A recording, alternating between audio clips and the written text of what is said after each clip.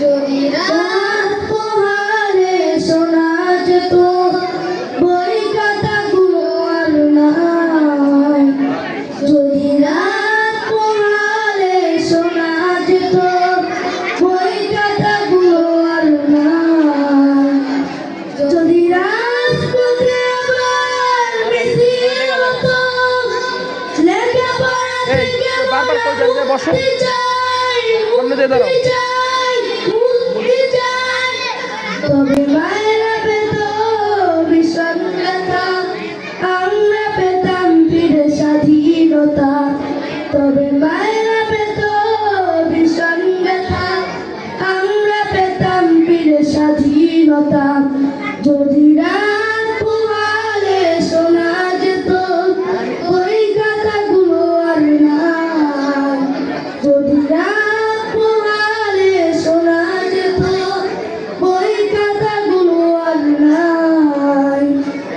যদি লেখাপড়া একদমই না করা লাগতো, হাতে মোবাইল আর ল্যাপটপ থাকতো।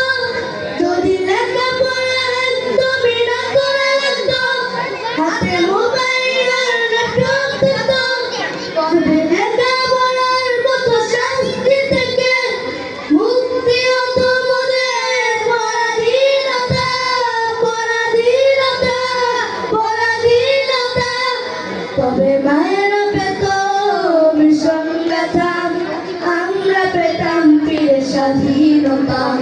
তবে মায়েরা পেত ভীষণ ব্যথা, আমরা পেতাম ফিরে স্বাধীনতা।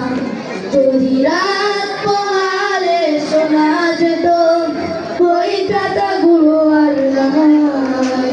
যদি রাত পোহালে শোনা যেত ওই খাতাগুলো আর নাই। যদি বই খাতার ফ্যাক্টরি তৈরি না হতো, কলমের কালি যদি শুকিয়ে যেত। যদি বই খাতার ফ্যাক্টরি তৈরি না হতো, কলমের কালি যদি শুকিয়ে যেত। যদি পরীক্ষা বলে কিছু নাই থাকতো, বন্ধ হতো মোদের অলসতা, অলসতা, অলসতা। তবে মায়েরা পেত ভীষণ ব্যথা, আমরা পেতাম ফিরে স্বাধীনতা। তবে মায়েরা পেত ভীষণ ব্যথা, আমরা পেতাম ফিরে স্বাধীনতা।